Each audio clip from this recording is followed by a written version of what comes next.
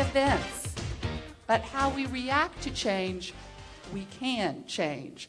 Very simply said, if there was no change, there would be no butterflies.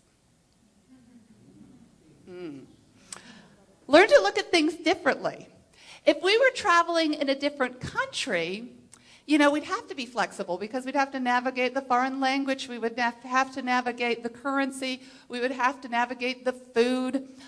In Japan, I just found this out recently. In Japan, a lot of places, they don't have street names.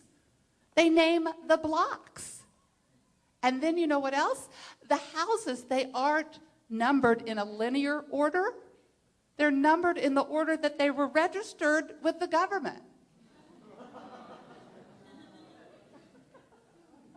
How lost would we be if we didn't find another way of doing things? So watch your frame of reference. So now we're kind of getting a zone. We're going to think of our strengths and our weaknesses. With that said, I don't really want you to focus that much on your weaknesses. I told you in a past life I was a dancer. I ended up being too tall to dance with my clothes on. He lifted up his head.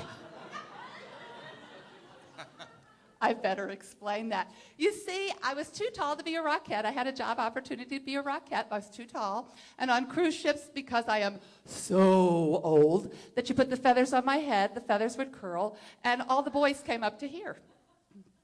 So while I was deciding what to be when I grew up, I became a travel agent. Now, I have to tell you something else about myself. Isn't this awful? You'll know everything about me. I am not a domestic goddess.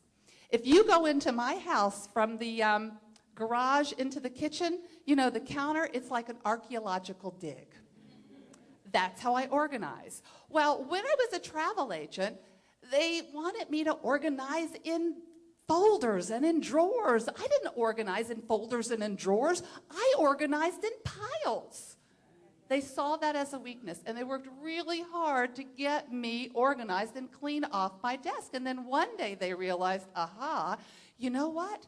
What she's really good at is she's a good communicator, and she is consistently the top producing agent in the agency. So her weakness really doesn't interfere with the job. So let's do a little thinking about that. Let's think about, instead of weaknesses, again, we want to be aware of them, we want to improve on them, but we don't really want to stress them. We want to think of our natural talents, and we want to combine them with new skills and new knowledge so we can develop strengths. So, okay, there are no excuses. Don't just be accepting of the status quo. Change is going to happen. We might not like it. So we challenge all of you to build and discover your strengths, dare to daydream, and realize that you're going to find roadblocks, construction signs, zones, dead ends. But that's not the end of the road. It's just the beginning of the journey. So be an active participant and plan which road you wish to follow.